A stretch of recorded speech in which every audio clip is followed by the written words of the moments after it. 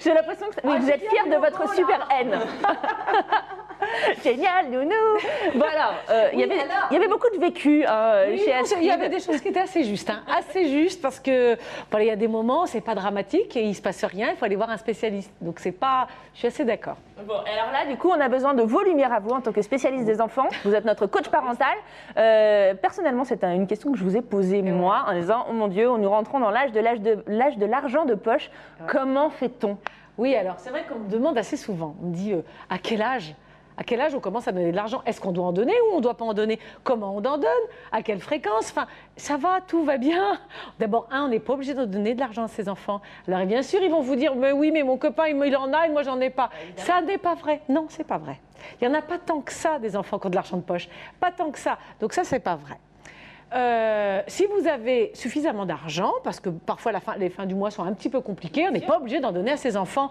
Ils ont le gîte, le couvert, ils ont tout ce qu'il faut. C'est pas une obligation, l'argent de poche. Donc voilà, si vous avez suffisamment d'argent en fin de mois et que vous avez envie de donner de l'argent de poche, d'accord, pourquoi pas. À quel âge? Il me semble que l'arrivée au collège, ça me semble pas mal. Oui. Avant, c'est même pas la peine d'y penser. Bon, et si jamais ils essayent de dire, oh mais si, non, non, non, non, non. En primaire, ça n'a pas de sens que de donner de l'argent. Ça va, s'ils veulent les cartes Pokémon. Non, mais même pas, c'est gratos. Non, non. Non, mais il y a des tâches ménagères qui sont de l'ordre des corvées familiales. On ne va pas les payer parce qu'ils débarrassent quand même. Enfin, faut quand même, ça fait partie de la famille. Donc, il me semble intéressant, quand on rentre au collège, bon là, on peut l'évoquer. On peut l'évoquer, et alors, tous les combien? Il y en a qui donnent tous les mois, il y en a qui donnent toutes les semaines. C'est riche. Alors, non, mais c'est pas. Moi, je me disais, il vaut peut-être mieux donner un tout. Enfin, par exemple, je sais pas, 5 € dans la semaine. Alors ça s'appelle les riches. Vous avez raison, Astrid. Moi, je n'ai qu'une semaine sur 2. Je suis moitié riche. D'accord, moitié riche. Non, mais ceci dit, alors, non, mais ce que vous dites, c'est extrêmement important, vraiment important. Moi, je ne vais pas donner de conseils de minimum. Chacun donne ce qu'il peut. Bon, pas en centimes, parce que bon, mais je ne vais pas donner de minimum. Mais en maximum, vraiment, j'encourage, parce qu'il n'y a pas de vérité. Ce que je dis, c'est un point de vue, il n'y a pas de vérité, chacun fait ce qu'il veut. Mais 5 € par semaine, c'est un maximum. Parce que, au bout d'un moment, parce qu'évidemment, quand ils ont 11 ans, on va donner tant, 12 ans, on va donner un petit peu plus, mais à 15 ans, ils ont plus de pouvoir d'achat que l'enseignant, quoi. Enfin, et après, ils deviennent imbuvables, enfin, puis c'est compliqué, ils disent, bah ouais, moi j'ai 40 € par mois. Ils sont bourgeois un peu, quand même, un peu, ouais. Non, mais après, moi, les parents me disent, ouais, mais tout lui est dû. Ah bah oui, mais enfin, il prend 40 € par mois ou 50 € par mois. Enfin, vous voyez, c'est qu'à un moment, il faut être ancré avec la réalité.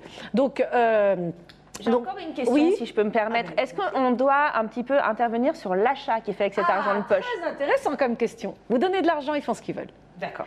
La seule chose, il ne faut pas acheter des choses illégales, on est d'accord? Oui, ben non. Tiens, pour aller acheter de la drogue. Voilà, c'est parfait. Bah oui, mais c'est mieux en le disant. Oui, c'est vrai. Donc, non, ils font ce qu'ils veulent. Évidemment, ils font ce qu'ils veulent. C'est leur argent. Alors, c'est sûr que si vous en donnez beaucoup, ils peuvent avoir un pouvoir d'achat important. Non, on ne peut pas. À partir du moment où on leur donne ça, on les responsabilise, ils font ce qu'ils veulent. On est au bout, vous avez un mot pour conclure? Alors oui, c'est dommage parce que c'était très important, parce qu'il y avait 2 cas de figure.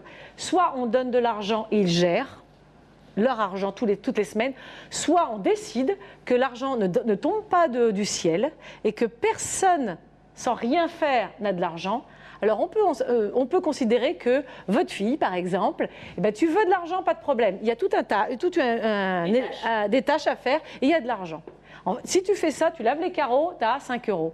Et parce que ça n'existe pas d'avoir de l'argent gratuitement, ça n'existe pas. Ça ne pousse pas sur les arbres, comme on dit. Non, mais en plus, c'est pas un dû, avoir de l'argent. Donc, ça ne fait pas de mal. En plus, on a des enfants, c'est vraiment la génération où l'effort est compliqué. Et pour terminer là-dessus, l'effort est compliqué. Donc, vous voulez gagner de l'argent. Les enfants, vous faites, je ne sais pas, vous ramassez les feuilles, vous nettoyez les carreaux, vous passez aspirateur dans toute la maison. Mais c'est important parce que l'effort revient. Il y a une notion d'effort. Très bien. Donc, voilà. Mais voilà, chacun fait ce qu'il veut. Merci beaucoup, Marie-Ange, pour tous ces conseils dont j'ai pris bonne note. J'espère que vous aussi, si vous avez des questions à poser à Marie-Ange, vous pouvez aussi envoyer vos questions sur les réseaux sociaux avec le hashtag TSUP ou bien sur la page Facebook de l'émission. Et vous pouvez retrouver Marie-Ange sur le site internet www.terreeducation.